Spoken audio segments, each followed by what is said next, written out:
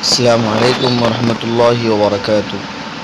محترم ناظرین اکرام، امید کرتے ہیں بخیر ہوں گے، اللہ آپ کو خیر و عافیت سے رکھے۔ ناظرین و مشاہدین، آج ہم بات کریں گے اعتکاف کے متعلق کہ اعتکاف کی حالت میں عیادت کا طریقہ کیا ہے۔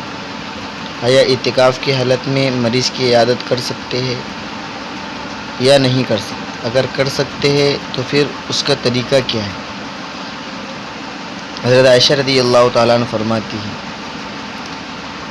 کہ کانت النبی صلی اللہ علیہ وسلم یمر بالمریض وهو معتکف فیمر کما ہوا ولا يعرج يسأل عنه۔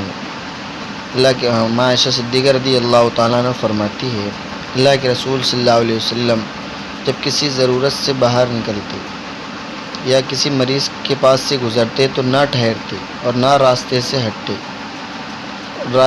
ہٹے بغیر اس کی مزاج پرسی کر لیتے، اس سے حال دریافت کر لیتے۔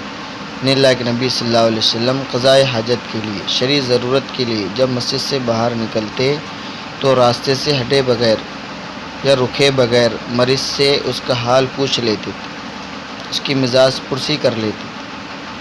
اور حضرت عائشہ رضی اللہ تعالیٰ عنہ خود فرماتی ہے، السنۃ معتکف الا یعود مریضا ولا یشہد جنازۃ ولا یمس امرأۃ، کہ معتکف کے لیے صحیح طریقہ یہ ہے کہ کسی مریض کی عیادت نہ کرے اور نہ کسی جنازے میں جائے اور نہ کسی عورت کو چھوئے، نہ کسی سے میل ملاپ کرے کسی عورت سے، اور بغیر ضرورت کے باہر نہ نکلے۔